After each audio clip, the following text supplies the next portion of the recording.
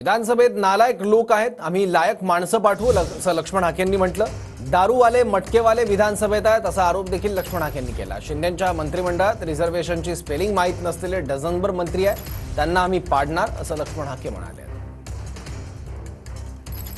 दारूवाले मटकेवाले विधानसभेत आहेत असा आरोप लक्ष्मण हाकेंनी केलाय। ओबीसी आंदोलक लक्ष्मण हाके यांनी वक्तव्य केलं। विधानसभेत नालायक कोण, आम्ही लायक माणसं पाठवू असं लक्ष्मण हाके म्हणाले।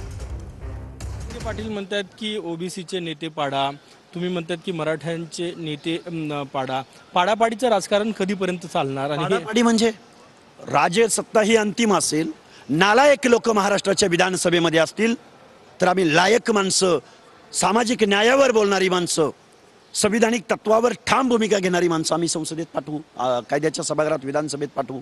कोण लायक कोण नालायक आहेत ना, दारूवाले, गुटखावाले, मटकावाले, पैसावाले, ज्यांना रिझर्वेशनचं स्पेलिंग माहीत नाही असे डझनभर मंत्री या एकनाथ शिंदेच्या मंत्रिमंडळात आहेत, त्यांना आम्ही पाडणार। तुम्ही काल रोहित पवारांचे नाव घेतलं, टोपेचे नाव घेतलं, त्यांना पाडणार म्हणून? कारण रोहित पवार ज्या कर्जत जामखेडमधून निवडून येतात, राजेश टोपे ज्या घनसावंगीतून निवडून येतात, तिथं ओबीसीची संख्या किती? ओबीसीने त्यांना मतदान दिलं नाही का? त्यांना फक्त जरांगेच दिसतात का? त्यांना ओबीसीच्या भावना समजत नाहीत का? राजेश टोपे तर मला भेटल्यावर म्हणतात मी सेक्युलरवादी आहे।